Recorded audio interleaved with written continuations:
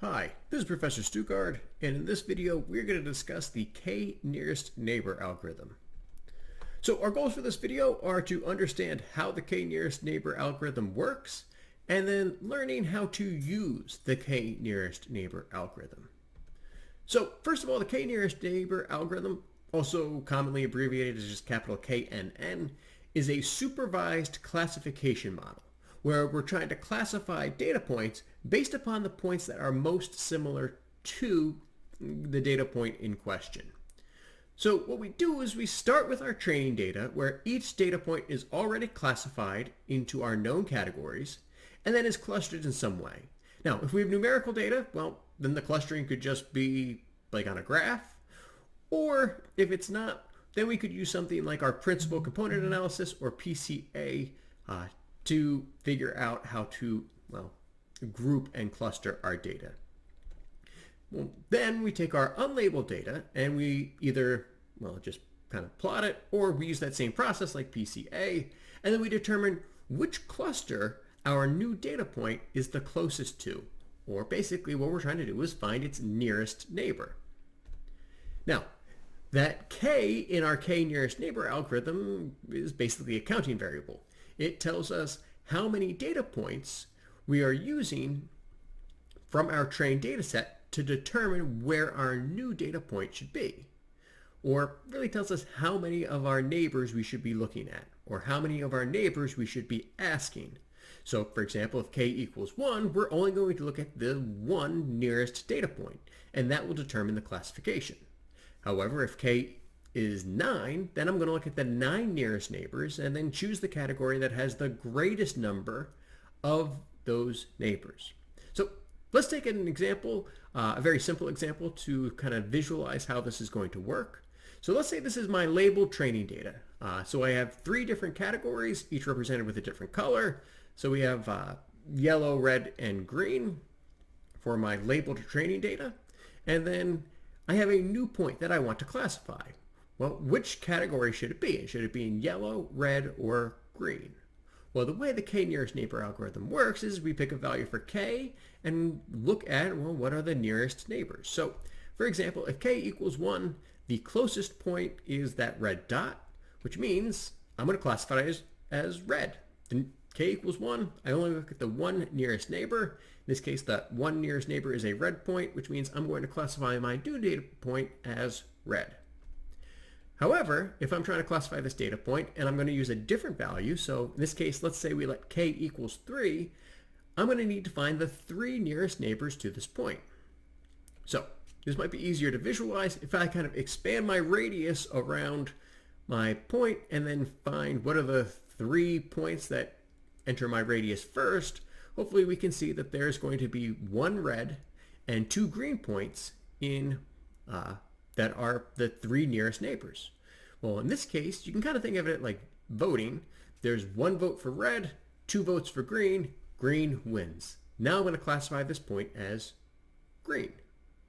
All right, and that's how the k-nearest neighbor works. Basically, we calculate the distance between our new data point and all the other data points.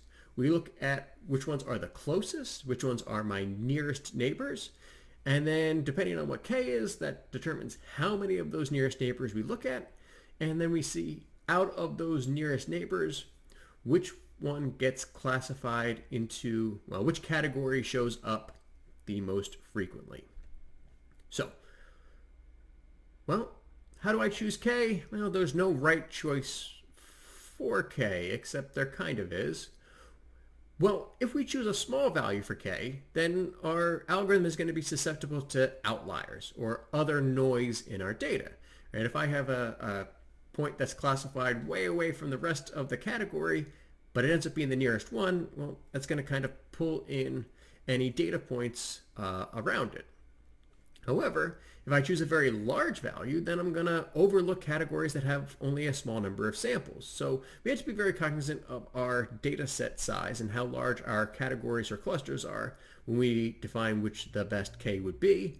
And in general, as our k increases, our variance is going to decrease, meaning that it's going to work better on new data. However, the bias is going to increase. So again, we're trying to find that that sweet spot between how we choose k, and validation is a great way to tune this algorithm before testing.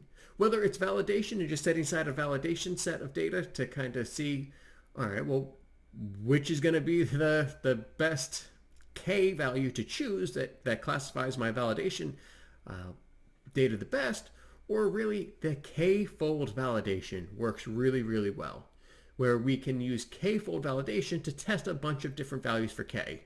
Now, again, it's not the same k from k nearest neighbor and k fold. We're just saying k is kind of our counting number, our discrete value that we're using. But again, it works really, really well here when we use k-fold validation, because we can run through however many k's we want to test from 1 to, who knows, 20 or whatever, and then see, well, what is the optimal choice for k? Which did the best when I ran my validation data? Now, the k nearest neighbor, it is really easy to use and it is really quick. In fact, it is probably the easiest and quickest of all the machine learning algorithms out there, and it does not make any assumptions about the data, which is nice. However, there's always a downside. First of all, the accuracy depends on the quality of the data, and again, that's always true, but like I said, any outliers may really kind of skew results here. Number two, well, we do have to find that optimal k value, right? We have to find the number of nearest neighbors that we're going to use. And again, validation is a nice way to do it, but again, depending on your data set and your data size, if we don't find the right k, it doesn't work so well. And then another problem is that, well, what happens if I have a point that's right on the boundary? What do I do with that point on the boundary? And again, it can be kind of tough to classify that way, because sometimes it's just based on which category is bigger, or, well, there can be some other issues there too as well. However, it is really effective, and so we use it a lot in kind of simple recommendation systems. So image recognition or decision-making models as well. And in fact, it works a lot quicker and a lot easier than doing a decision tree type algorithm. And typically, this is also the algorithm that companies like Netflix or Amazon use to recommend movies or things to buy, where, again, it should kind of make some intuitive sense, right? If they want to predict, are you going to like this certain movie? Well, they're going to look at all the different movies that you have liked, find the people that like the same movies as you, and then see, well, did they like the new movie or not? And if they like the new movie, well, then you'll probably like the new movie because you guys have similar tastes. Or if they didn't like the movie, then you probably won't like the movie because, again, they're predicting that you're going to have a similar taste in movies. All right, so let's wrap it up. First of all, what kind of algorithm is the k nearest neighbor, and how can it be used? Or at least the way I've described it here, because actually it can be expanded with weighted k nearest neighbors, and we can actually, again, kind of use this in a bunch of different ways. But the way I described it in this video, the simplest case, how do I use it? Can you describe how it works? And then what does that value k stand for? And then what happens as I increase k, right? What happens if k is 1? What happens when k is a larger number? All right. So I hope we learned something about this really fun algorithm. And as always, take care of yourselves.